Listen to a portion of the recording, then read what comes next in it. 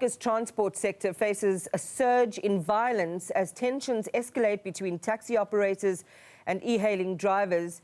Recent incidents include shootings and assaults in KwaDabeka, in Soweto and Philippi, resulting in multiple arrests and fatalities. The authorities are under pressure to bring back order, and the causes of taxi wars remain a key concern. Let's find out more with Selamolela, who's the Transport Portfolio Committee Chair. Donald, good morning. Thanks for your time and really do appreciate it. We've seen the violence escalate to horrific levels, including shootings and killings. Given what we have seen and what you as an oversight and accountability body has heard, who's responsible? Who's to blame? Morning to you and morning to the viewers at home. Look, I think what is important for us at this particular point is that we're all concerned and all worried about these developments. And I would have said on this channel 2 weeks ago that something needs to be done urgently, especially from the ministry point of view, because this matter started from the point of regulations not being finalized, and as a result, there is no clarity in terms of who's who and what should be happening where. But now, what we should, at this point, we shouldn't be pointing a blame game. We need to find a solution because we run a risk of this escalating into countrywide violence.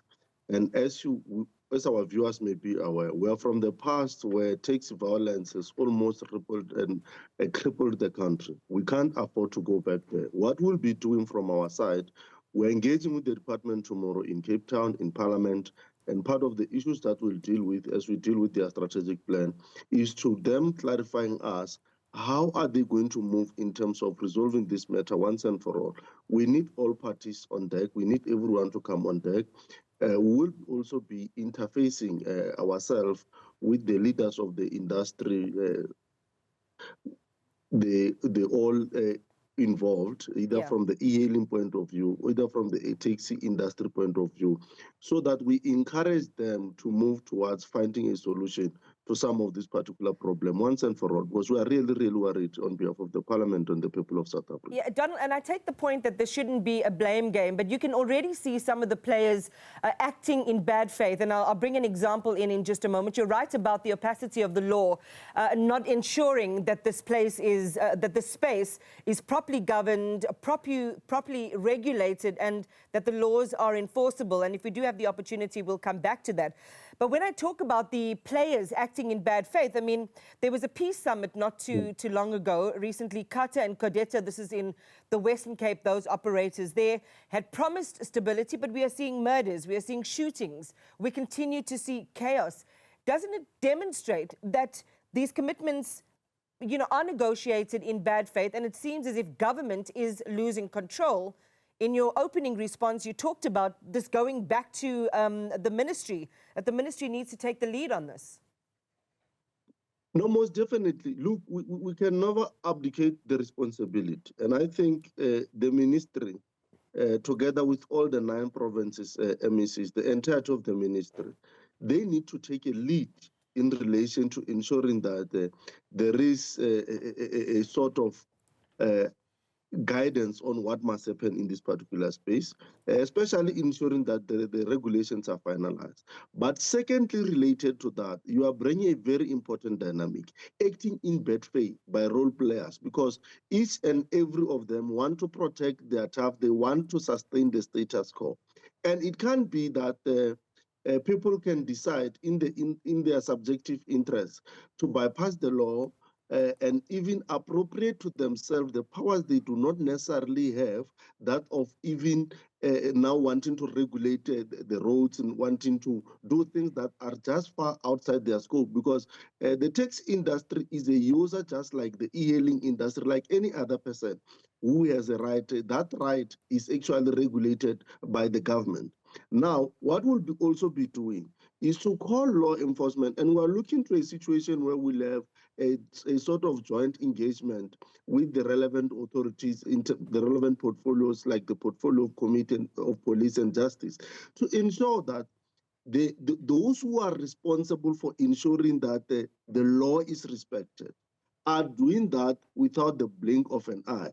We are saying this because as much as the regulations are not in place, or there's a process of putting the regulation in place, or there might be a void from the ministry point of view, that cannot justify the type of violence that we're seeing. Yeah. That cannot justify that people must undermine the law.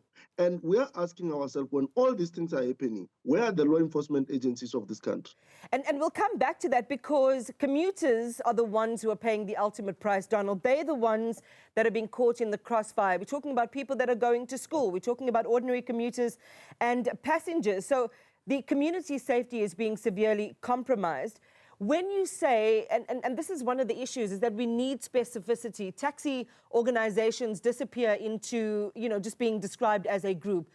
There are specific taxi organizations, and I'm sure as a portfolio committee you are aware of which ones. Are you aware of which ones are responsible for the violence? And if you are, why can't they be disbanded?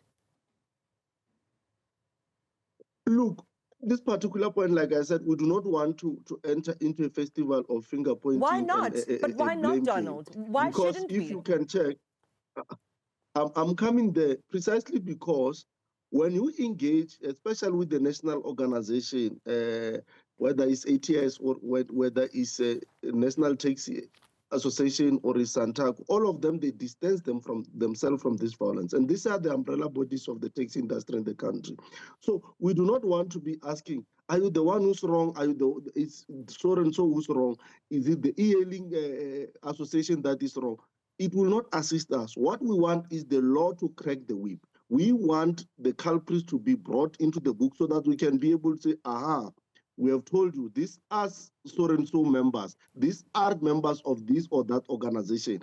And now that you have been distancing yourself, can we sit on the table and you stop these members? But at that particular time, those people must be behind the bars. We can't allow a situation where, as leaders, whether with the leaders of industry, members of parliament and ministry, we spend a lot of time negotiating amongst ourselves, while people, as you correctly say, are suffering. The commuters are suffering. School kids can't go to school. They are traumatized by violence. You can imagine a situation where a kid has to go to a taxi, but he's thinking that I've seen someone being shot yesterday. We can't allow our kids through that particular pain. What is happening in Cape Town? Where are the law enforcement of the agencies of this country? We are calling on them to crack the whip. We do not have time to be saying, Santaco, come on board, NTA, come on board, e-hailing industry, come on board. As we are doing that, the culprits must be behind the bars. Yeah, but I just want to ask Donald, and yes, we shouldn't be asking the taxi associations, are these your members? You give us the answers. We need crime intelligence. We need police to say, these are the dockets. These are the people we've arrested who have a membership with this or that particular taxi association. Definitely. Are you saying that not, and I mean, we can just look back 2021, I think 71 people in the Western Cape Yes. killed in the crossfire or dying in the taxi wars and other turf-related wars. Are you saying that not one suspect or not one individual arrested and convicted has been credibly associated to a particular taxi association? Look, this is a sequel. And what then happens is that when you speak about 2021, the leaders of industry will say, but this is a new what we call this is a new eruption altogether. Don't associate this with what happened in 2021. That is why I'm saying what is important for me and what must be important for you and what must be important for people of South Africa is that wherever illegality happens, we must not be asking who is Donald associated to for creating this, for involving himself in this crime. What must happen is that as we do that, Donald must be behind the bars. My call and to you and to the viewers is that what we are going to be doing now as we ascend to Cape Town is to engage with the Portfolio Committee on Police, to engage with Portfolio Committee on Justice, to really ask ourselves deep questions that as much as these things are happening, we have a responsibility for our people. That's the mandate we have. We are there at the behest of our people. Our greatest interest must be our people. It doesn't matter who does crime and who is he associated with. Such persons must be behind bars, and that must happen yesterday before breakfast. Yeah, but the people need a better job to be done. Donald, you're the oversight and accountability body in Parliament. And I'm even offering the leeway of saying we've had something like this happen in 2021. You've had people arrested. Were they not credibly found to have belonged to any of these taxi organizations? Because you're saying the umbrella bodies are saying these are not our members. They're distancing themselves from what's happening on the ground. But if you can make that credible link based on arrests that have been made, based on membership to a particular organization, you can say these are your members. You need to crack down, because it doesn't sound like government has the upper hand right now. It sounds like the taxi industry has the upper hand. The argument of the organized industry will always be that these people are committing this crime on their own accord. So therefore, and I want to emphasize this point, as we engage with them to say, can you crack on your members?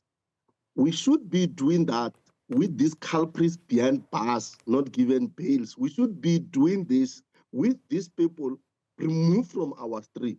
That's what we are saying, because it doesn't matter the negotiation that we are having with the industry where it's a blame game. No, but these are your members. No, they are not our members. But a child in Philippi is not able to move. Today, a child in Soweto is traumatized, so can go to Maponya Mall because of this violence. Now it is now spiraling to eThekwini.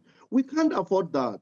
What I'm saying, I get your genuine concern to say, but these industry leaders must come on board. And you have already said, we negotiated in the past, there's been negotiation, and this has been in bad faith. Now, this is where the might of the state, the supremacy of the state must be respected. How does the supremacy of the state get respected? The supremacy of the state, the might of the state, when it's tested, is pushed against the wall. Those who are responsible for ensuring its protection, who are the law enforcers, must come to game, and they must play game properly.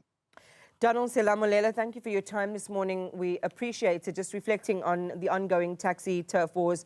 He is the chair of the Parliamentary Transport Portfolio Committee.